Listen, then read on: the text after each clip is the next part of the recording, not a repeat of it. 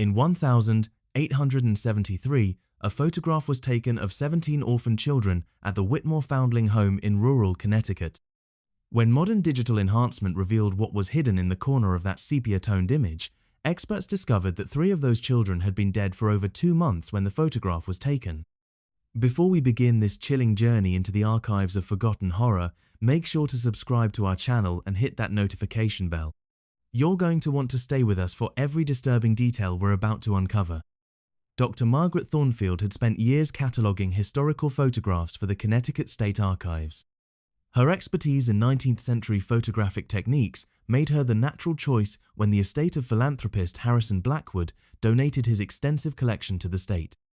Among hundreds of images depicting charitable organizations, one particular photograph would soon consume her attention and disturb her sleep for months to come. The photograph appeared unremarkable at first glance. 17 children, ranging from 6 to 14 years old, stood in neat rows before the imposing brick facade of the Whitmore Foundling home. They wore standard institutional clothing and expressions of resigned composure that spoke to lives already marked by hardship.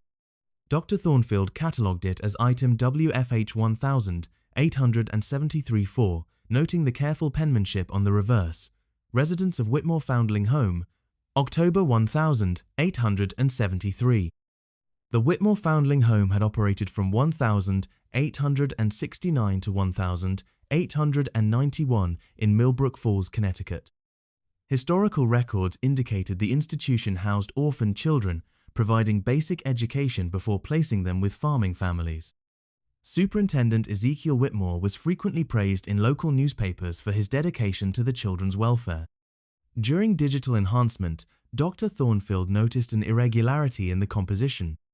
In the lower right corner, partially hidden behind the end child in the front row, something pale protruded from the ground. Using high-resolution scanning technology, the shape began to resolve into something disturbing. It was a human hand. Dr. Thornfield stared at her screen, certain her eyes were deceiving her. The pale protrusion was unmistakably anatomical: 5 fingers, a thumb, and a forearm extending from beneath the earth. The positioning suggested someone had been hastily buried in a shallow grave just outside the camera's frame. She consulted Dr. James Hartwell, a forensic anthropologist at Yale University. His response confirmed her fears. "What you've discovered appears to be a partially buried human hand. The pale coloration suggests recent death, possibly within days of the photograph. This warrants immediate investigation." Dr. Thornfield began researching the Whitmore home with renewed urgency. In the archives of the Millbrook Falls Gazette, she found a troubling pattern. Brief notices documented deaths throughout 1873. Timothy Ashford, age 8, succumbed to fever in July. Sarah Pennington, age 11, died from complications of a fall in August. Daniel Forrester, age 9, died of consumption in September. When she cross-referenced these obituaries with the photograph, she made a chilling discovery. Timothy Ashford, Sarah Pennington, and Daniel Forrester were all clearly visible in the October 1873 image, standing among their fellow residents months after their reported deaths and burials. She reached out to Eleanor Blackstone, a genealogical researcher specializing in institutional records. Together, they examined the Foundling home's official ledgers. The death records for Timothy, Sarah, and Daniel were present, but Eleanor's magnification revealed something troubling. The entries had been written with different ink than surrounding text, suggesting they had been recorded retroactively long after the supposed deaths occurred. The breakthrough came when Eleanor discovered correspondence hidden within a financial ledger's binding. The letters, on Whitmore Foundling home stationery, detailed a systematic scheme. Superintendent Ezekiel Whitmore had been accepting payment from wealthy families to dispose of unwanted, children, illegitimate offspring, or disabled children whose presence had become inconvenient.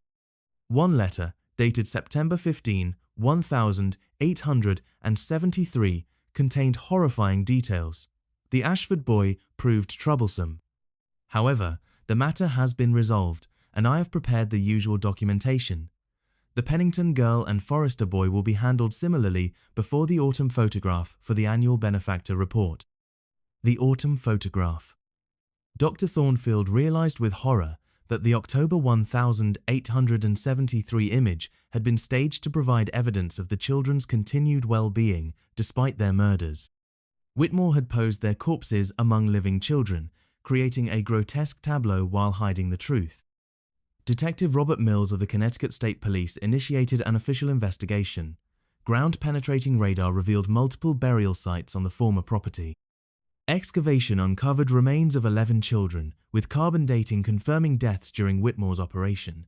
Skeletal analysis revealed blunt force trauma consistent with deliberate violence. Superintendent Ezekiel Whitmore had died in 1889 of natural causes, taking his secrets to an unmarked grave. The Foundling home closed in 1891 when financial irregularities surfaced, though the full extent of Whitmore's crimes remained hidden until Dr. Thornfield's discovery. As the investigation proceeded, Dr. Thornfield began receiving anonymous letters containing photocopies of records from other institutions throughout New England. The documents suggested similar patterns of falsified records and suspicious deaths at charitable organizations across the region. One envelope contained a modern photograph that made her question everything. The image showed the enhanced corner of the original 1873 photograph, but the partially buried hand was no longer visible. Only disturbed earth and shadows remained, as if the evidence had been erased from the historical record. Dr. Thornfield's original digital files remained unchanged, but this new photograph of an identical print showed no trace of the anomaly. The implications were deeply unsettling. Either someone possessed an alternate version or something far stranger was occurring. Eleanor Blackstone disappeared 3 weeks after excavation was completed. Her office was emptied of all Whitmore-related materials, and she had broken her lease overnight without forwarding address. The Genealogical Society claimed no record of her employment despite extensive documentation of their collaboration. Detective Mills assured Dr. Thornfield that Eleanor's disappearance was unrelated, but when she attempted to access case files, she learned the investigation had been classified and transferred to federal authorities. The digital archive containing enhanced photographs suffered catastrophic system failure, affecting only Whitmore-related files. Backup systems mysteriously malfunctioned, and original photographs from the Blackwood estate vanished. Dr. Thornfield was left with handwritten notes and memories.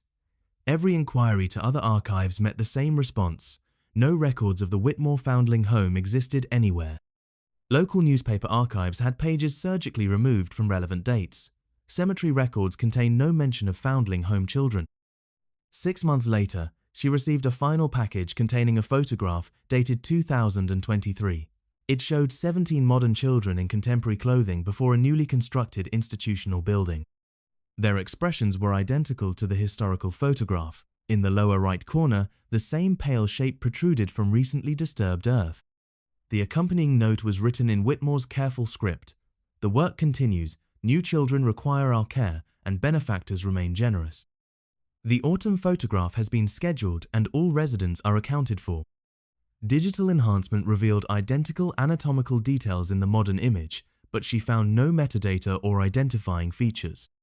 Her research files were stolen during a selective break-in that took only Whitmore-related materials. Colleagues responded with confusion when she described her discoveries as if the events had never occurred. The Connecticut State Archives removed Dr. Thornfield for performance issues, offering generous severance in exchange for a non-disclosure agreement. Now working as a freelance researcher, she continues investigating similar institutions worldwide, using proxy servers and multiple email accounts to avoid detection. Her research reveals a persistent pattern spanning centuries: charitable institutions accepting unwanted children, faking deaths while collecting funding, maintaining facades of respectability. The systematic elimination of evidence suggests an organization with significant resources capable of manipulating records and silencing investigators across jurisdictions and time periods. The most recent photograph arrived last week, showing children before a facility 50 miles from her home. The note contained an address and message. The October photograph will be taken on the 15th. All residents must be present. Dr. Thornfield faces an impossible choice: investigate and face the same erasure that follows exposure of this network, or remain silent while murders continue. She has stored copies of her research in multiple locations, written letters to journalists and officials, though she knows these will likely be intercepted. The anniversary of her discovery approaches. On the indicated date, she will travel to the address provided, carrying a camera and knowledge that she walks into a trap set for anyone seeking truth about these crimes. She hopes her sacrifice will not be in vain, that someone will find the evidence she leaves behind. The photograph sits in a safety deposit box with her research, arranged for release if she fails to check in. She understands now that the photograph was never about the past, it was a warning about a system of horror continuing today, protected by longevity and systematic elimination of threats. History is not fixed but constantly rewritten by those with power. Truth exists in margins and anomalies that careful researchers detect, but it remains fragile, vulnerable to erasure. The children in the photograph will never receive justice, but their story surfaces in new forms, carried by investigators who stumble upon the same signs. The truth is patient, waiting in shadows for decades, preserved in evidence that sophisticated cover-ups cannot completely eliminate. When it surfaces, it carries voices of silenced victims and weight of hidden crimes. Like the video and subscribe for more stories history tried to bury. These tales survive despite powerful forces working to erase them, hidden in official records and waiting for someone brave enough to bring them to light. If you're still watching, tell me where you're from and what time it is.